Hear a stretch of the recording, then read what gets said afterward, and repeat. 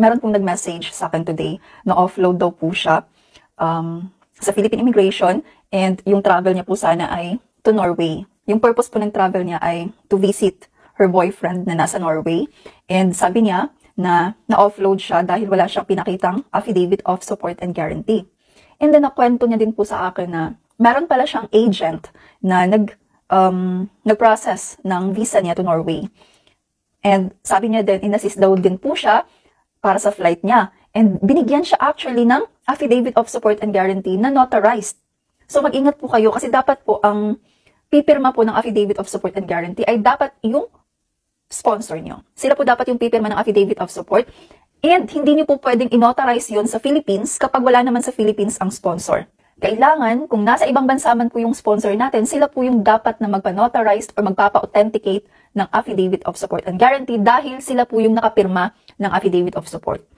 Kung sila po ay nasa Philippines, kung nasa Philippines ang sponsor natin, pwede po yun siyang notarized lang dahil nasa Philippines po sila. And of course, sila pa rin yung pipirma. So ganun, yun yung dala niya na affidavit of support na galing lang sa agent niya and naka-notarized.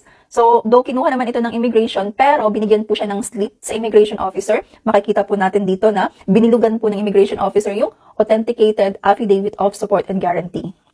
Yun po yung dapat niyang i-provide talaga na galing sa sponsor. Makikita po natin dyan, nilagay po yung pangalan ng sponsor niya.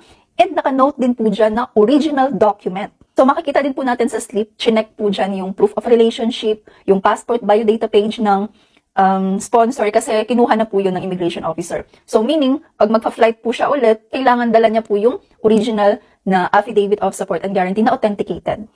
Yun na lang po yung kailangan ng immigration sa kanya para makaalis po siya. Tinanong niya yung agent niya kung authenticated ba yung affidavit of support. Kasi nga, sabi niya dito, nakita niya yung video ko about nga sa affidavit of support na dapat ito ay authenticated. So, tinanong niya yung agent niya kung authenticated ba. Ang sinabi sa kanya, yes, notarized daw po. So, yung notarized at authenticated ay hindi po yun siya the same. Meron pong mga local authority na dapat mag-authenticate ng document. Iba din po yung notarized. Iba din po yung authority na pwedeng mag-notarize.